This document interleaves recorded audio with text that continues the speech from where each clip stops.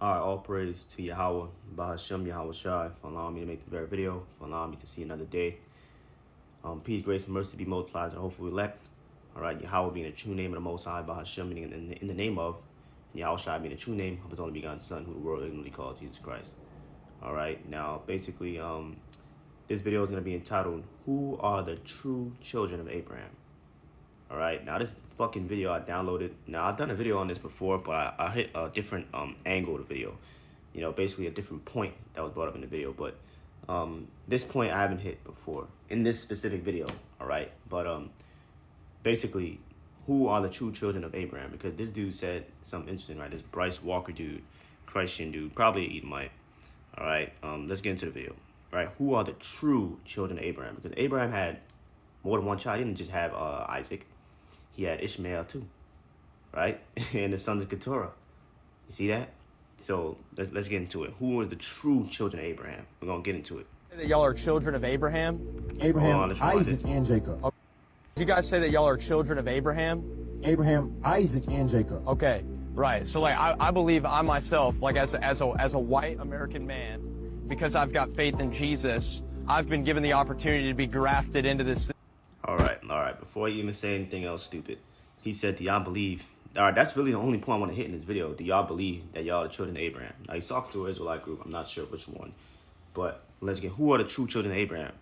Romans 9, verse 6. Not as though the word of the Most High have taken none effect. For they are not all Israel, which are of Israel.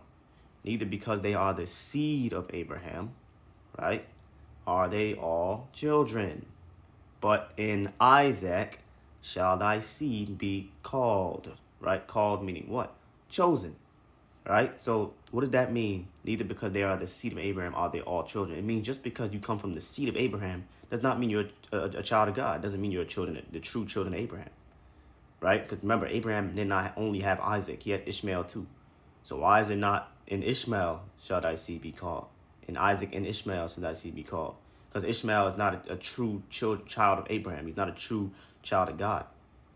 The true children of Abraham are is what? The chosen seed line, which was produced through the 12 tribes of Israel, or which became the 12 tribes of Israel, right? Because Abraham himself came out of the chosen seed line, right? He wasn't an Israelite, but he was the son of God, right? So again, Abraham being a son of God, he had Isaac and Ishmael. Ishmael was not a son of God, but Isaac was, right?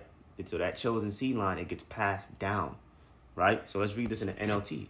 The true children of Abraham are the Israelites, man. Being descendants of Abraham doesn't make them true. Oh my days, man. Let me read this again. Being descendants of Abraham doesn't make them truly Abraham's children. You see? For the scriptures say Isaac is the son through whom your descendants will be counted. Counted what? The children of Abraham. Though Abraham had other children too. Exactly. So there we have it. In the NLT, it perfectly executes my point. Abraham did not only have Isaac, he had Ishmael. But Isaac was basically the one, the lineage, or at least the one who the chosen seed line continued through. And Isaac shall thy seed be called. Abraham, Isaac, then passed down to who? Because Isaac had Jacob and Esau. So who was it passed down to? Jacob. The same way Ishmael was kicked to the curb, Esau was kicked to the curb. The Lord don't change. And it's been that way since Adam, man. Right? Adam had Cain and Abel. Who did that chosen seed line continue through? Abel, right? Cain was the wicked seed line. Cain killed Abel. They got Seth in return, so it continued through Seth. Then Seth had Canaan, right? Then Canaan had, Seth had Enos, excuse me. And then Enos had Canaan. And then Canaan, not Canaan, but not Cain, excuse me, but Canaan, all right? Cainan. And then Canaan had Mahalalel, right? And Mahalalel had Jared, and then so on and so forth. Those were the children of God. Let's read this one more time. Being descendants of Abraham, like Ishmael, like Esau, he's a descendant of Abraham. Esau, technically. Abraham is his grandfather, the Edomites, Esau. But just because you're a descendant of Abraham doesn't make them truly Abraham's children. See? For the scriptures say Isaac is the son, not Ishmael. Isaac is the son through whom your descendants will be counted. See? Counted what? The children of God, the children of Abraham. Though Abraham had other children too. See, so the true children of Abraham, I don't know what the fuck this dude is talking. Let's keep going, right? Verse 8, that is they which are the children of the flesh. These are not the children of God, but the children of the promise are counted for the seed. Right, because it went through Isaac, right? The God of Abraham, Isaac, and Jacob, not the God of Ham and Japheth, not in there. But wait a minute. They which are the children of the flesh, these are not the children of God. So the children of the flesh are not the children of God. A goddamn Christian to read that like, you know, that means you're carnal, you're fleshly, you're world. No. Who are the children of the flesh? Again, it goes into exactly what's being said, right? Abraham had Isaac and Ishmael. He didn't have only Isaac, right? You know? So the only children of God are the basically the chosen seed line, right? The Israelites, which from Abraham was passed down to Isaac, then to Jacob. But the children of the flesh are not the children of God. So it's literally saying the same thing as verse 7. Even though Abraham had other children, only one seed, right, was counted as the children of God, or the true children of Abraham, right? Which are the children of the flesh. We're about to read who it is. The children of the flesh, these are not the children of God. Who are the children of the flesh? Galatians chapter 4 and verse 22. For it is written, he's quoting scripture from Genesis, that Abraham, remember, talking about the same thing, had two sons. The one by a bond, this before the sons of Keturah, right? Because he had more sons, but this before he had the sons that he had with Keturah, his concubine. For it is written that Abraham had two sons, Isaac and Ishmael, right? The one by a bondmaid, which was Ishmael, right? Hagar, all right? Hagar was Sarah's maid, okay? Sarah was barren. She couldn't have children, so she told Abraham to go into Hagar. And he had Ishmael with Hagar, the bondmaid. The one by a bondmaid, so that's Ishmael. The other by a free woman, that's Isaac and Sarah. But here's the point. Right, verse 23. Come on, damn it. Stop playing with me, man. But let's just read it there. But he who was of the bondwoman, right? He who was of the bondwoman, Ishmael, right? Was born after the flesh. Okay? Born after the flesh. The children, Romans 9. The children of the flesh are not the children of God. Ishmael. But he of the free woman, Isaac, was by promise. You see? So they be having, you can continue reading on down in your own time. But Ishmael is not the child of God, man. Okay? Esau is not the child of God. Japheth and Ham are not the child of God.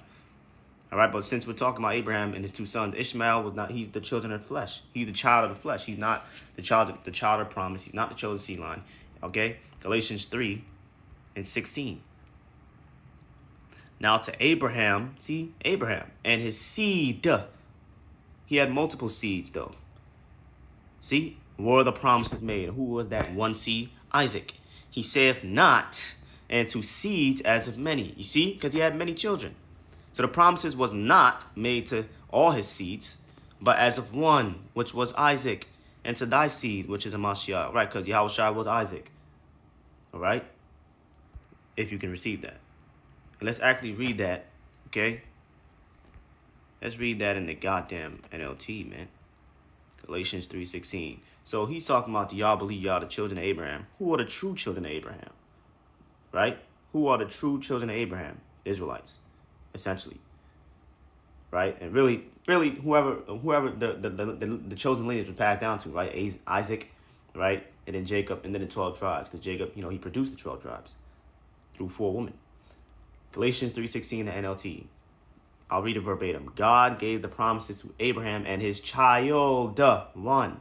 And notice that the scripture doesn't say to his children as if it meant many descendants. Rather, it says to his child. See? And that, of course, means Hamashiach, who was Isaac.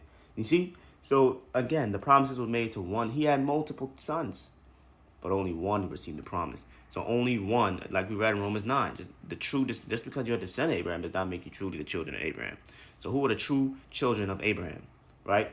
The seed line, the chosen seed line, man. That was passed down after Abraham to receive the promises. Isaac, Jacob, and then the 12 tribes of Israel. So essentially the Israelites, since that's what we're talking about. The Israelites are the true children of Abraham. Everybody else, they're literal children of Abraham, but they're not the true descendants of Abraham. All right, so that's really all I wanted to focus on, but I guess we'll go through the rest of the video. Just a little bit for extra breadcrumbs. But we got the point, man. The true children of Abraham are the Israelites today. Not nobody else. Just because you come from Abraham. Perfect scriptures, right? Called Israel, okay? I know you guys don't agree, but when I read the book of Romans chapter 4, so in verse 1, he says, What shall we say then that Abraham our father, as pertaining to the flesh, hath found? As pertaining to the flesh, meaning what? Our father, literally, right? Our father, as far as like our DNA, right? That's what it means pertaining to the flesh. Our literal father, right? He was our literal grandfather, our bloodline father. You know what I'm saying? For if Abraham were justified by works, he hath whereof the glory, but not before God. For what saith the scripture? Abraham believed God, and it was counted unto him for righteousness. And then this next verse is kind of what I'm getting to. You know, Abraham was circumcised, right? That was the law, right. Circumcision. And Paul is writing to the church of Galatia because the Galatians in this time, when he's writing to them, they believe it was faith plus circumcision. And if you didn't get circumcised, you didn't have salvation. And so Paul says in Romans in verse 4, he says, to him that worketh is the reward not reckoned of grace but of death. And then he says in verse 5, but to him that worketh not. This dude is playing music, man. I don't want to get hit with a copyright. Believeth on him that justifieth the ungodly, his faith is counted for righteousness. So he gives this claim where he says, to those that worketh not, but believe on the one that can justify the ungodly. Right. All right, so, okay. And does that cancel out the fact that you need works? No, you need both, right? And again, you just read James, the 2nd chapter. Start out around the 14th verse. I'm not going to go to it. Just read James chapter 2, all right? And start at verse 14. You still need works, right? None of the apostles, they all spoke the same thing. So like Proverbs 11:1, a false balance is abomination to the Lord, but a just way is delight. What's a false balance? Saying you don't need works, right? You got light and dark. That's a perfect balance. You got sweet and bitter. That's a perfect balance, right? So I mean, if you got works with no faith, false balance. If you have faith but with no works, false balance. You need both. The Lord is a perfect balance himself, as you read in Proverbs 16. So, I mean, what is this dude talking about? You still need both. You still need both. And speaking of Abraham, he had works. And when you read James chapter 2, it literally tells you that. He had works. He kept the commandments, right? Genesis 26, around verse 5. He kept the commandments. He had works, right? So, I mean, come on, dog. His faith is counted for righteousness. Just in general. Let's say for you guys, if y'all think that y'all the true Israelites, okay? Let's say it for yourselves then, because that's y'all's context. It's written to the Israelites. It'd be written to you guys, right? Wait a minute. The book of Romans was written to Israelites, right? Romans chapter 1 and verse 7. To all that be in Rome, beloved of the Most High, that's how you know they're Israelites, called, Isaiah 48 and 12. O Jacob, hearken unto me, Jacob, my called. These people in Romans are Jacob. They're Israelites. To be saints. So they're called to be saints. Wait a minute. Called to be saints. Who are the saints? Right? Who are the saints? We got to go precept upon precept now. You can't be grabbed. You can't become a saint. Right? Psalms 148 and 14. He also exalted the horn power of his people, the praise of all his saints, semicolon. It's about to tell you who the saints are. Even of the children of Israel, a people near unto him, praise ye the Lord. Yahweh Hashem Yahushua. See, those are your saints, right? The children of Israel. See that? Psalms 50, in verse 5. Gather my saints together unto me, those that have made a sacrifice with me, a covenant with me by sacrifice. Read Exodus 24. Who made a covenant with the Lord by sacrifice? The children of Israel. And if you don't believe that, which, I mean, will be ridiculous. Let's just keep reading. And the heavens shall declare his righteousness, for the Most High is judge himself. Hear, O my people, and I will speak, O Israel. See that? And I will testify against thee, I am the Most High, even thy God. They're the saints. The Israelites are the saints, right? And how we know for sure they're the saints, Psalm 149. And verse 5, let the saints be joyful in glory. Let them sing aloud upon their beds. It's talking about the saints. Let the high praises of the Most High be in their mouth. The saints, right? And a two-edged sword in their hand to do what? To execute vengeance upon the heathen. Wait a minute. If the saints are just anybody that can be grafted in, how are the saints executing vengeance upon the heathen? Who are the heathen? Obviously the other nations. So the saints will have to be Israelites. See? And punishes upon the people. And then it goes on to tell you we're going to put these niggas in slavery. Starting with their elites. The saints are going to execute vengeance on the other nations, the heathen. How, if the heathen can be a saint? It doesn't make sense. Doesn't make sense. So when Romans 1, he's writing the saints that are in Rome. They're Israelites. Perspective. Okay, so how do you reconcile that? We believe that speaking to the Gentiles. So belief is where the justification comes from. Right, you have to believe. Belief is All also... right, we're not going to go no more, man. I got the point. Who are the true children of Abraham? All right? Who are the true children of Abraham? The Israelites. Just because you're a descendant of Abraham, I mean, we read it, man. Just because you're a descendant don't make you the true children of Abraham. The true children of Abraham today are your Israelites. All right, with that, I'm going to close out. All praise to Yahweh Shemel Shai. Lord, will you edify? I'm going to see, Lord willing, you see me in the next one. With that, I'm going to say shalom, shalom, and shalom.